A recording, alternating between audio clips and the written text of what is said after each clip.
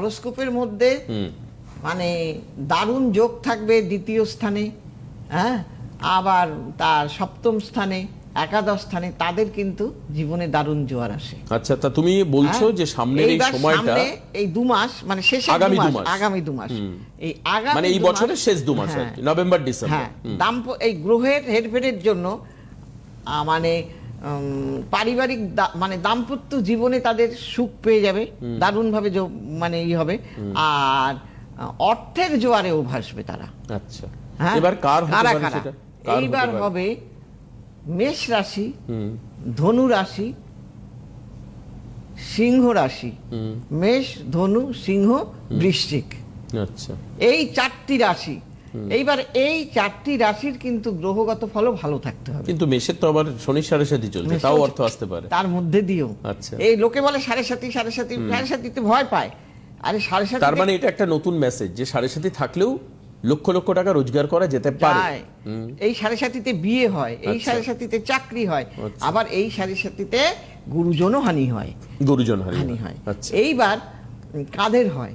যারা অপকর্ম করে, লোকের সম্পত্তি হরণ করে, মা বাবার গুরুজনদের সাথে অশ্রদ্ধা অবহেলা করে, হ্যাঁ, এবং লোকের সম্পত্তি ঠকিয়ে নেবে, লোককে অযথা হয়রানি করবে, গরিবদের অবজ্ঞা করবে, তাদের ক্ষেত্রে কিন্তু হবে না, তাদের উল্টো আরো ফল হবে। আচ্ছা, সেই জন্যই সাড়ে সাথী এই সময় লোকে যারা যারা খারাপ কাজ করবে, শনিদেব তাদের কড়া শাস্তি দেবে। আচ্ছা, আর যদি ভালো হয় তাহলে, যদি সে ভালো কাজ করে থাকে তাহলে তার ওই যে বললাম সে ছাপ্পাড় ফাড়কে পাবে।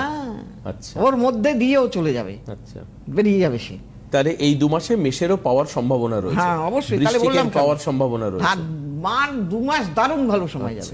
সিংহেরও পাওয়ার সম্ভাবনা রয়েছে, একদম এরা পাবে সর্বদিক থেকে। আচ্ছা, এবার প্রবলেম হচ্ছে কোন জায়গাটায়, ধরো এই যে প্রণয়ানন্দ, আমাদের ক্যামেরা পার্সন প্রণয়ানন্দ, ওর ধরো মেষ রাশি, ও কি পাবে? তাহলে কি দেখতে হবে? এইবার দেখো, তার ছকটা দেখতে হবে, কি পজিশনে আছে, তার গ্রহগুলো কি পজিশনে আছে, সেইগুলো দেখে তবেই কিন্তু সবকিছু আমি ভালো যাবে। মানে এদের, তার মানে রাশি থাকা মানেই যে সে পেয়ে যাবে সবকিছু, তা না, তার কম্বিনেশনটা দেখতে হবে। আচ্ছা, এই ছক মানে কি, তোমরা যেটাই জন্ম তারিখ জানার পর যে ছকটা বার করো সেই ছক থেকে জানা যাবে? হ্যাঁ, অবশ্যই। এবার ধরো যে কোনো একটা সামান্য কারণে, অনেক সময় তো তুমি এরকম বলেছো যে কোনো গ্রহ খুব খারাপ, কোনো গ্রহ অল্প খারাপ, যদি কোনো অল্প খারাপ গ্রহের জন্য তার রোজগার পাতির জায়গাটা, তার সংসার জীবনে প্রেমের জায়গাটা, বা তাদের নিজস্ব ব্যক্তিগত জীবনে প্রেমের জায়গাটা আটকে যাচ্ছে, তাহলে কি করবে? সেটাকে তার মানে দোষ খণ্ডন করে দিলে পরেই সে পেয়ে যাবে তার প্রাপ্তিটা। আচ্ছা, সেইটা করতে হবে। তো সেই দোষ খণ্ডন কিভাবে করা যায়? সেটা কি শুধুমাত্র স্টোন বা রেমিডি বা হাতে আংটি পরে, নাকি তার অন্য কোনো উপায় আছে? দেখো, আমাদের যে ডাক্তার আমরা দেখাই, সব সময় কি আমাদের ওষুধেই ভালো হয়? না, কখনো কখনো ফিজিওথেরাপিও দেয়, ফিজিওথেরাপি দেওয়া হয়, অপারেশন করা হয়, আরো অনেক কিছু আছে, অনেক পদ্ধতি আছে। হ্যাঁ, তেমনি আমাদের মধ্যেও অনেক পদ্ধতি আছে। তন্ত্রক্রিয়ার মাধ্যমে হয়, গ্রহযোগ খণ্ডনের মাধ্যমে হয়। এইবার নানা রকম, মানে যে জানবে সে ঠিক করে দিতে পারবে যে কোন পদ্ধতিতে তার কাজটা করলে পরে সে রেহাই পেয়ে যাবে। কাজে সেই পদ্ধতিটাও তো জানা দরকার না? বেশ, অতএব সেইগুলো যদি জেনে করে দেয়া যায়, আমি জানি অবভিয়াসলি সে ভালো থাকে। আচ্ছা, আর প্রেমের জায়গাটা একটু বলো।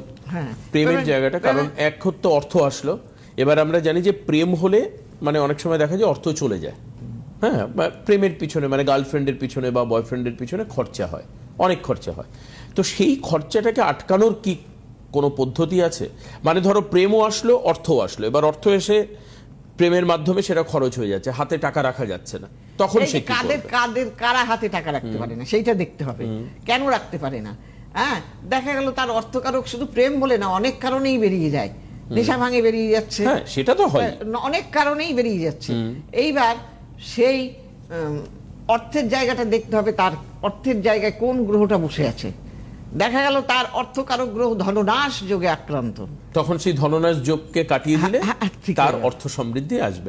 মানে এটা কিন্তু হট করে দেখে একটা ওই বাচ্চাদের মতো খেলা নয়, এটা খুব সিরিয়াস একটা বিষয় জ্যোতিষ। যারা অ্যাস্ট্রোলজি সম্পর্কে নতুন প্রজন্মের যারা দেখছেন বা যারা পুরনো মানুষেরা রয়েছেন, তাদের অনেক রকম ধারণা আছে অ্যাস্ট্রোলজি সম্পর্কে, কারোর ভালো কারোর খারাপ, কিন্তু এটা যে একটা পুরো হিসাবের বিষয়, হিসাব করে করার বিষয়, সেটা কিন্তু আপনারা, আমি জানি না যে বুঝতে পারেন কিনা, বুঝতে পারলে ডেফিনেটলি অনন্যাদির মতো একজন সিনিয়র মানুষের অভিজ্ঞতাকে কাজে লাগান। আমার কথা হচ্ছে এটা, একজন এক্সপিরিয়েন্সড মানুষ, দীর্ঘ প্রায় 40-42 বছর ধরে অ্যাস্ট্রোলজি করছেন, ওনার এই অভিজ্ঞতাকে কাজে লাগান। আমার কথা হচ্ছে অবশ্যই। এবং এরকম বহু কাজ 40 বছরে কত ক্লায়েন্ট উনি দেখেছেন, এবং তার মাধ্যমে কিন্তু যে অভিজ্ঞতাটা সঞ্চয় করেছেন উনি, সেই অভিজ্ঞতা হচ্ছে, বলে না যে পুরনো ডাক্তার, বয়স্ক ডাক্তার। পুরনো কেন চাল ভাতে পারে। কেন লোকে বলে? কারণ সে নাকি পেশেন্টকে দেখে বুঝতে পারে তার কি রোগ হ্যাঁ, হয়েছে। অবশ্যই। তার আর একটা- এখনকার ডাক্তাররা কি, হ্যাঁ ডেফিনেটলি অনেক যন্ত্রপাতি বেরিয়েছে, প্যাথোলজিক্যাল টেস্ট অনেক হচ্ছে, এখন ডাক্তারের কাছে গেলেই সে দু একটা টেস্ট লিখবে। কিন্তু আগের ডাক্তাররা কিন্তু এটা লিখতো না, টেস্টের প্রয়োজন হতো না। টেস্টের প্রয়োজন হতো না, এবং এত নাড়ি প্যাথোলজিক্যাল ধরেই বলে দিত। নাড়ি ধরে বলে দিত। প্যাথোলজিক্যাল সেন্টার ছিল না, একটাই ইনস্ট্রুমেন্ট ছিল, গলায় ঝোলানো একটা হ্যাঁ, স্টেথোস্কোপ। হ্যাঁ। সেই স্টেথোস্কোপ বুকে লাগিয়ে, পিঠে লাগিয়ে, পেটে লাগিয়ে তারা বুঝে যেত যে কি রোগ হচ্ছে। হ্যাঁ। মানে হৃদস্পন্দন শুনে বা নারী স্পন্দন শুনে তারা বুঝে যেত। মানে